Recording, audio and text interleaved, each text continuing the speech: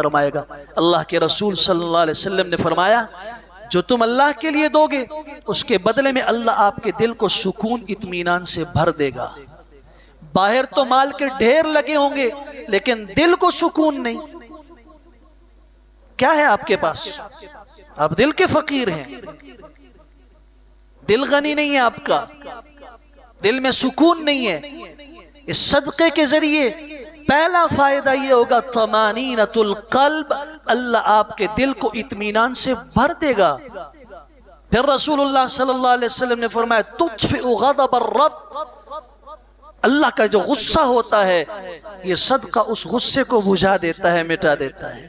پھر اللہ کے حبیب صلی اللہ علیہ وسلم نے فرمایا ان الصدقۃ تطفئ الخطیہ، انسان گناہوں کا پتلا ہے، آنکھیں بھی گناہ کر رہی ہیں، کانوں سے بھی گناہ سنے جا رہے ہیں، ہاتھوں سے بھی گناہ کیے جا رہے ہیں،